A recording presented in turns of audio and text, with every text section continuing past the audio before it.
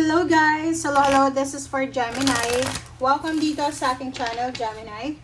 Alamin natin kung anong messages, vibration, gabay energy para sa inyong lahat. Okay, so this is for April 20 hanggang 26.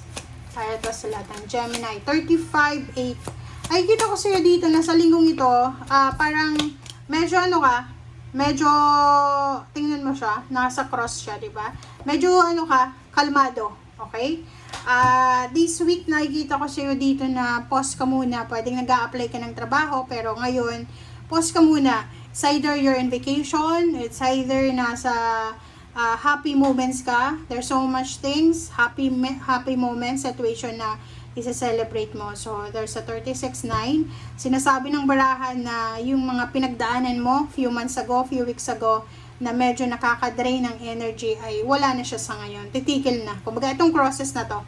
Cross is your burdens, your negative thoughts, negative emotions, expectations about your future, whatever man yan, titigil na siya sa ngayon. Okay? Parang sinasabi ng barahan na you will go with the flow ngayon, simula ngayon. Yung parang dati sobrang wala kang pasensya, nagmamadali ka, but now nakikita ko sa'yo dito na smooth lang yung linggong ito para sa'yo. Or kung may mga issues man na hindi maganda, kusang titigil siya sa linggong ito. Mag-slow down siya. Okay? Mag-slow down siya. Kung ano naman yun. Mag-cool down ba? Okay? May cooling down siya na mangyayari sa buhay mo. Alright. So, King of Swords. There's a karma. Gemini. Nine of Pentacles. Wow. Ang ganda. Four of Swords. And, wow. So, yun na nga.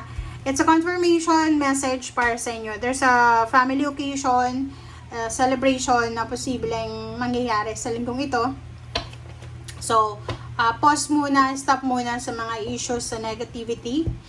44. So, kung may mga financial problems, emotional problems regarding sa family, few months ago, especially March or January, February, March, parang ganun. Sinasabi ng bara sa'yo dito na kalmado siya ngayon. Stable, secured siya sa ngayon.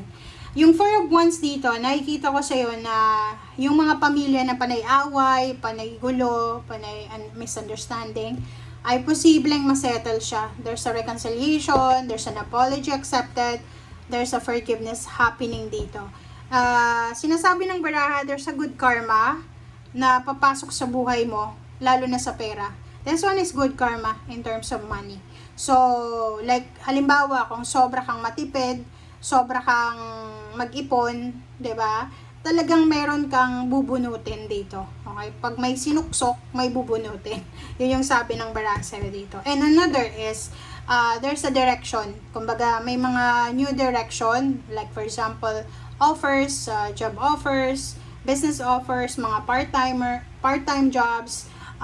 Sinasabi ng bara sa'yo dito na maraming darating na information, offer sa'yo, simula sa linggong ito.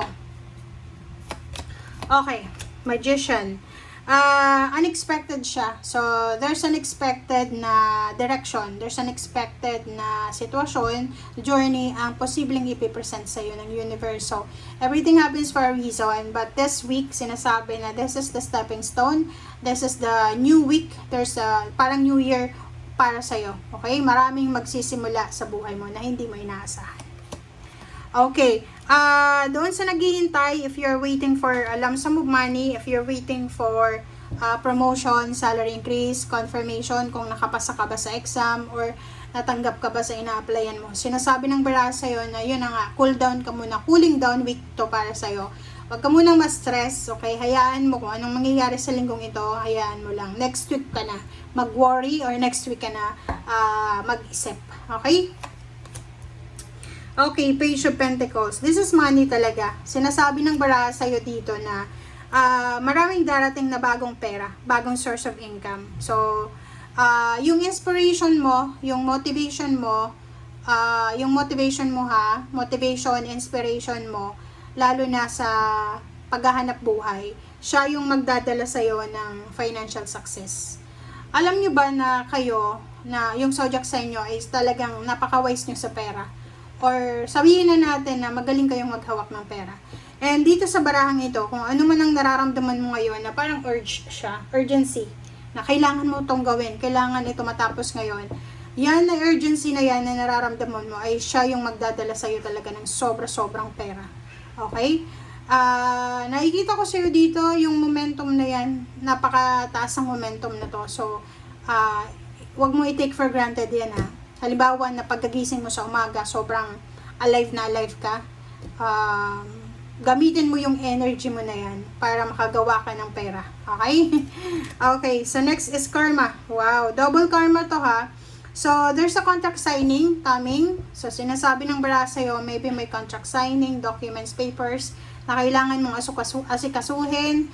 And sinasabi ng barahan na tapos na. So, tapos na. So, by the end of the week, sinasabi ng barahan na posibleng makatanggap ka ng job offer, confirmation, or kung ano man siya na, like for example, nag-aasikaso ka ng papeles, dokumento, passport, or any government papers, visa, sinasabi ng bara sa'yo dito na matatapos mo siya by the end of the week. Okay, King and Queen of Swords nandito. Diba? Puro pera to guys. Congrats sa inyo lahat. Okay, so Gemini, sinasabi ng bara sa'yo dito na there's money coming. Okay, lump sum of money. Huge amount of money itong darating sa'yo. So, congratulations sa inyo. Talagang marami yung mag-o-offer sa'yo. Maraming mag-o-offer sa'yo. Or maraming, kumbaga after this week, bago 27 ng April, makikita mo na yung motivation mo na maghanap ng trabaho, magkaroon ng business, mag-travel, or kung ano pa man, ay mas parang may illuminate siya. Diba? Mas lalakas yung vibration and energy na yan. And nakikita ko sa iyo, in terms of finances, huwag kang masyadong ma-stress kasi darating na yung talagang nakatadhana sa iyo na pera. Okay? Okay, temperance. Sa family life guys, kung may boyfriend, girlfriend kayo, wag muna kayo mag-iisip na magpakasal.